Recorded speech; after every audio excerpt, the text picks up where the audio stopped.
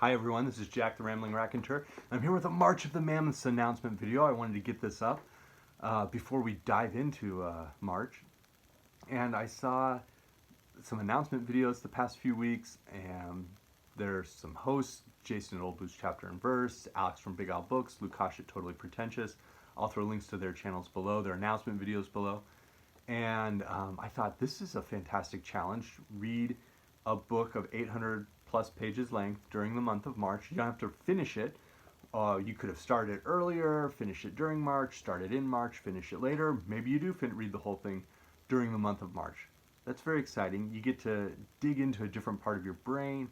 You get to really build that aspect of your memory where you keep returning to a text and having time to think about it, time to sort of cogitate. In the 21st century, with the concept of even like binge watching television, or movie series or things, not to mention reading, that idea of returning to a well over and over and letting it build some grooves in your mind is kind of being lost in human culture. And I think it's great to return to it and great to go after those long texts, explore them. That's fun. So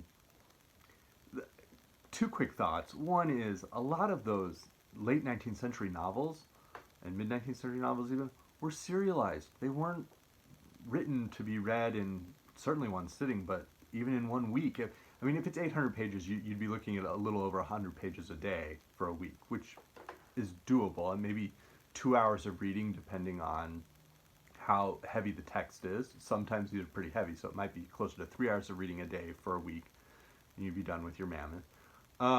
If you're reading it across the course of a month, closer to 30 pages a day, so a half hour of reading every day, you should be able to do it. But that's not necessarily what the goal needs to be. Remember, many of these novels were serialized over months, plural, and so the aspiration of trying to finish those really long books quickly, that's maybe some pressure that we don't need as readers. The other one is, if you think of the idea of if you're marching with a mammoth or prehistoric humans hunting mammoths, they weren't doing that on their own. They had, their community doing it with them, and so that's what BookTube's doing. It's a community team march, and this just looks really fun and exciting. So without further ado, a couple of quick books. One that I've started reading, I'm certainly not going to finish it before March. That's not really the way it's written to be finished. Is Father Raymond Brown's An Introduction to the New Testament. It's about 870 pages in this edition. It has some appendices, and it's an interesting read. I had heard about Raymond Brown. I'd read one of a smaller book of his, and some commentary, and I'd heard about this text, and I found a copy in mid-January and picked it up, dove into the first couple chapters that sort of give his purpose for the text, and then he kind of goes through the books of the New Testament, and he has a whole analysis and commentary and some issues for reflection, essentially is how he titles it. And so that's what I've been doing. I've worked through the Gospels. I'll be going into the letters next, the Gospels and Acts. I'll be going into the 1st, 2nd, and 3rd John, and then after that the Pauline epistles. And I've kind of been doing minimum of one a week that I read from the New Testament and then dive into this. And so I'll be continuing that. I'm not going to finish this in March. It'll be sometime probably in mid-April or even May that I finally finish this. But I'm going to count it. It's one I'm tracking that mammoth. It's got big tracks across 2 millennia, and I'm tracking it. Second one up. And this is a shout out for Matthew at Maybury Book Club. I found my copy of Joseph and His Brothers by Thomas Mann in early 2019, and it was written between 1926 and 1942. It's very much a modernist European novel, but it's also just an absolutely astounding study of the idea, the way humans dig into myth, the way humans associate with their communities, across communities, with their families, spirituality. It goes into everything you could imagine from a Bronze Age or pre-Bronze Age culture. It is wildly fascinating. So I read the first part, the first of the four books, Stories of Jacob. I loved it. I enjoyed it so much.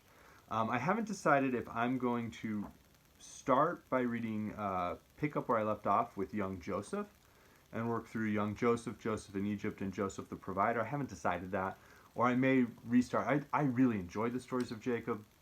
I enjoyed this translation. John Wood, I believe, is the John E. Woods is the translator.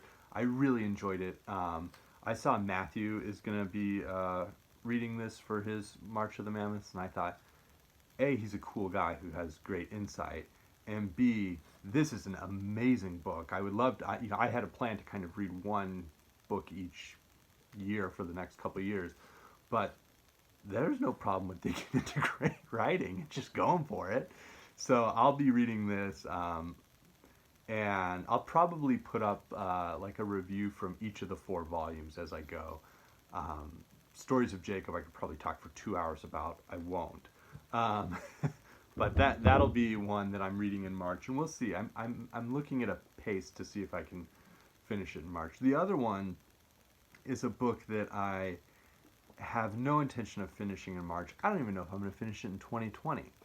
And that is, this to me is sort of like that concept I said of reading books that took a long time to be written and published serially, as serials. This is a book that just is digressive. It's going everywhere. If Mann goes all over early recorded history and sort of nomadic cultures and Bronze Age cultures and digs into that, into astounding detail, great psychology, just brilliant characterization. Burton does the same thing in the 17th century with the human mind and all sorts of concepts. I mean, it's like Aristotle if Aristotle was really funny and had a lot of exciting things to say instead of, your cure for insomnia. Uh, his lecture notes that have been brought down to us just aren't particularly enjoyable. Robert Burton is all over the place. He is traversing the folds of our minds in ways that we cannot appreciate enough. I've been reading this since January. I've been doing just a couple of pages a day, not even every day, but when I sit down, I try to read at least 10 pages of it. It's about 1,500 pages total. And so if I read about 10 pages of it, it's fantastic. And what's cool about Burton is he's throwing all of his ideas down. He's just everywhere, galaxy mind, which is fantastic. But he also, it's at that point where the printing press has been invented and books are more widely available. And so people have this sense of social responsibility to quote everything funny or interesting you find in something you write. Because you don't know if somebody has access to that book yet. And so if they don't, they could read your book and get all of those ideas that have been distilled. And that's what Burton's doing, and I'm really enjoying it. The highlight was definitely that he writes a 100 plus page, about 120 page preface to the book.